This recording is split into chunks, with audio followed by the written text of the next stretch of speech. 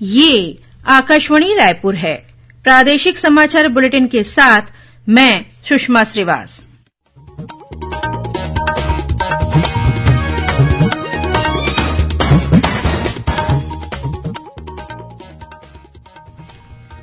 और अब पेश है आज के मुख्य समाचार। विधानसभा चुनाव के मद्देनजर राज्य की सीमाओं पर रखी जा रही है कड़ी निगरानी। कोंडागांव और दुर्ग जिले में लाखों रुपए की शराब जब्त की गई। 100% मतदान सुनिश्चित करने के प्रदेश भर में चलाया जा रहा है मतदाता जागरूकता अभियान। दुर्ग जिला निर्वाचन कार्यालय नवरात्रि पर्व पर लोगों को दिलाएगा 9 संकल्प।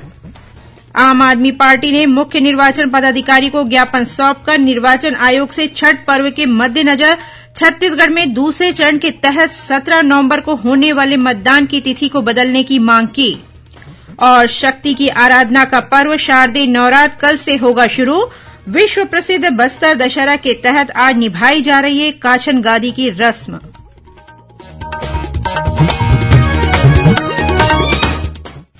अब समाचार विस्तार से। छत्तीसगढ़ में विधानसभा चुनाव के पहले चरण के लिए कल से नामांकन पत्र भरने का सिलसिला शुरू हो गया है। पहले दिन कल 20 विधानसभा सीटों के लिए किसी प्रत्याशी ने अपना नामांकन पत्र दाखिल नहीं किया। पहले चरण में बस्तर संभाग की सभी 12 सीटें अंतागढ़, भानुप्रतापपुर, कांकेर, केशकाल, कोंडागांव, नारायणपुर, बस्तर, जगदलपुर, चित्रकोट, दंतेवाड़ा, बीजापुर और कोंटा शामिल हैं। इसके अलावा पंडरिया, कवर्धा, खैरागढ़, डोंगरगढ़, राजनांदगांव, डोंगरगांव, खुज्जी और मोहला मानपुर में भी पहले चरण में नामांकन पत्र दाखिल किया जाना है। गौरतलब है कि प्रदेश में 2 चरणों में हो रहे निर्वाचन के पहले चरण की 20 सीटों के लिए 20 अक्टूबर तक नामांकन पत्र भरे जा सकते हैं। 21 अक्टूबर को नामांकन पत्रों की जांच की जाएगी और प्रत्याशी 23 अक्टूबर तक अपना नाम वापस ले सकेंगे। प्रथम चरण के लिए 7 नवंबर को मतदान होगा, जबकि दूसरे चरण के लिए प्रदेश की 70 सीटों पर 17 नवंबर को वोट डाले जाएंगे। दूसरे चरण के लिए निर्वाचन की अधिसूचना 21 अक्टूबर को जारी की जाएगी और इसी दिन से नामांकन पत्र भरने का सिलसिला भी शुरू हो जाएगा। दोनों ही चरणों के लिए मतगणना 3 दिसंबर को होगी।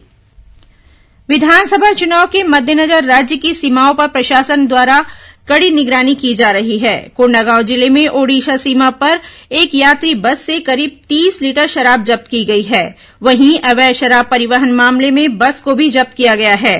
विधानसभा चुनाव को देखते हुए जिला प्रशासन द्वारा सभी अंतर्राज्यीय और अंतर जिला सीमाओं पर निरंतर निगरानी की जा रही है।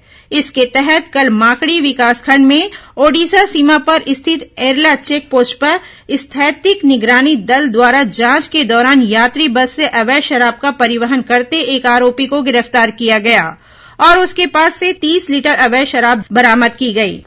इधर दुर्ग जिले के भिलाई 3 थाना क्षेत्र के अंतर्गत पुलिस द्वारा 200 पेटी शराब जब्त की गई है। इस मामले में कुछ लोगों को हिरासत में लेकर पूछताछ की जा रही है।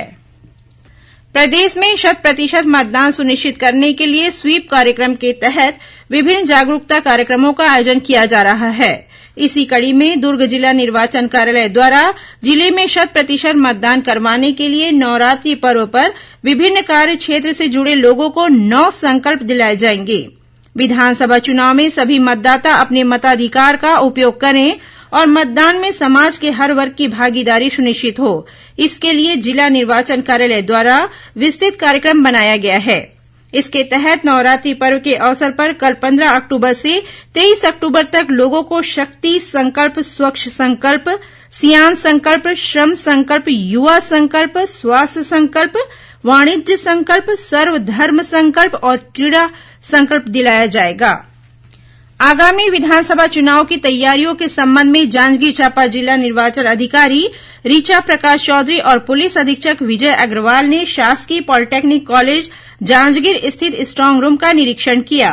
उन्होंने निर्वाचन के लिए सुविधाओं और सुरक्षा के संबंध में जानकारी लेते हुए अधिकारियों को आवश्यक दिशा निर्देश दिए। कलेक्टर ने ईवीएम को रखने के लिए तैयार किए जा रहे स्ट्रांग रूम का निरीक्षण करते हुए सामग्री वितरण के लिए आवश्यक मूवमेंट के संबंध में जानकारी ली। इस दौरान उन्होंने निर्वाचन सामग्रियों को रखने और मतगणना कक्ष का भी जायजा लिया। वहीं विधानसभा चुनाव के मद्देनजर राजनांदगांव जिले के सीमावर्ती क्षेत्रों में निगरानी बढ़ा दी गई है। कल्लू बंजारी के वन नाके में बड़ी मात्रा में साड़ी बरामद किए जाने के बाद प्रशासन द्वारा अन्य राज्यों से आने जाने वाले वाहनों को कड़ाई से जांच की जा रही है।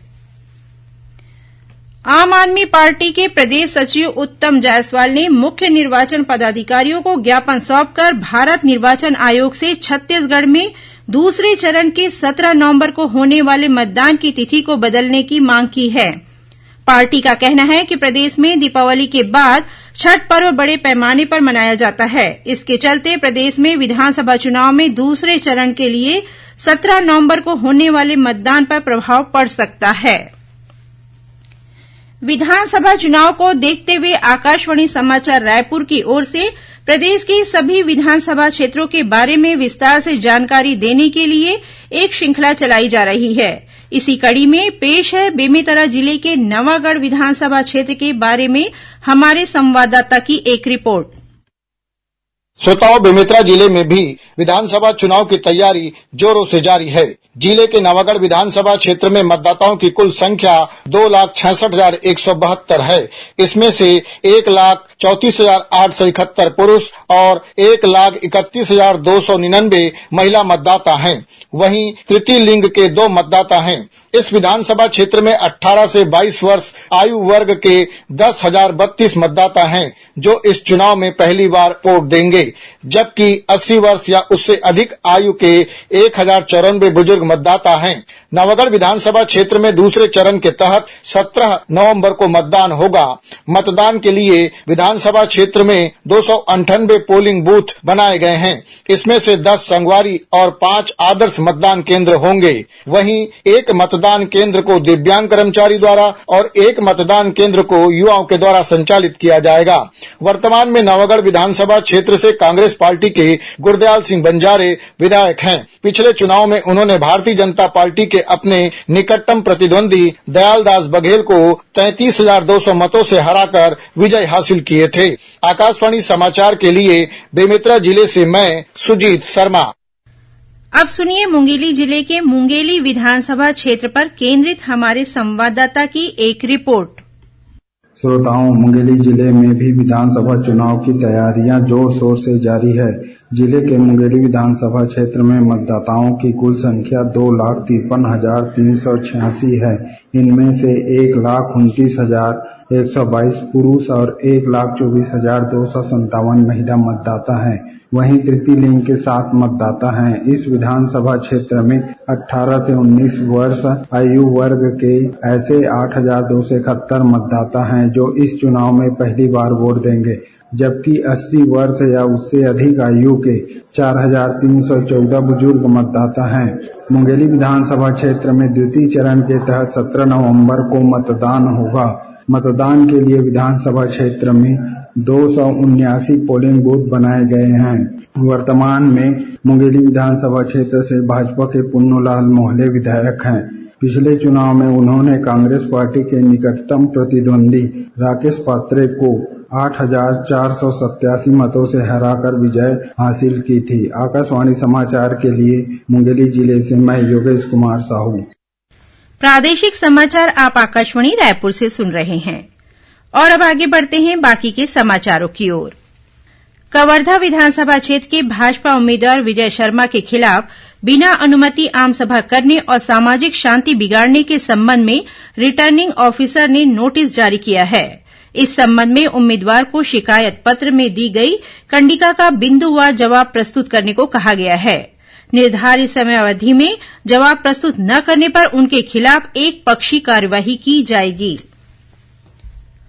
संयुक्त भारतीय कबड्डी खेल फाउंडेशन इंडिया द्वारा पोखरा नेपाल में आयोजित 8वीं अंतर्राष्ट्रीय चैंपियनशिप कबड्डी प्रतियोगिता में राजनांदगांव जिले के ग्राम मचानपार निवासी दिलेश कुमार यादव ने भारत का प्रतिनिधित्व करते हुए भारतीय टीम को स्वर्ण पदक दिलाने में अहम भूमिका निभाई है।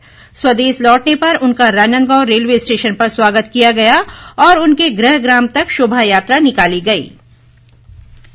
प्रादेशिक समाचार एकांश आकाशवाणी रायपुर द्वारा प्रस्तुत कार्यक्रम जिले की चिट्ठी का प्रसारण कल शाम 6:05 से 6:10 तक किया जाएगा। इस कार्यक्रम को छत्तीसगढ़ स्थित आकाशवाणी के सभी केंद्र रिले करेंगे। इस बार के अंक में मुंगेली जिले की गतिविधियों के बारे में जानकारी दी जाएगी। श्रोताओं, कल रविवार को हल्बी और गोंडी बोली में समाचार बुलेटिन प्रसारित किए जाएंगे। ये दोनों बुलेटिन आकाशवाणी केन्द्र जगदलपुर से प्रसारित किए जाएंगे। इन्हें बस्तर संभाग में सुना जा सकेगा। हल्बी में समाचार बुलेटिन सुबह 7:30 बजे से और गोंडी में समाचार बुलेटिन शाम 6:30 बजे से प्रसारित किया जाएगा। शक्ति की आराधना का पर्व शारदीय नवरात्र कल से शुरू हो रहा है। इस अवसर पर प्रदेश के विभिन्न देवी मंदिरों में 9 दिनों तक विशेष पूजा अर्चना की जाएगी। देवी मंदिरों और शक्तिपीठों में मनोकामना ज्योति कलश की स्थापना भी की जाएगी। राजधानी रायपुर सहित प्रदेश के विभिन्न देवी मंदिरों में आकर्षक साज सज्जा की जा रही है। कई समितियों द्वारा सार्वजनिक स्थलों पर पंडालों में देवी की प्रतिमाएं भी स्थापित की जाएंगी। राजनांदगांव जिले के डोंगरगढ़ स्थित मां बमलेश्वरी के दर्शन के लिए पहुंचने वाले भक्तों को इस बार सुरक्षा के साथ सभी जरूरी सुविधाएं उपलब्ध कराई जाएंगी।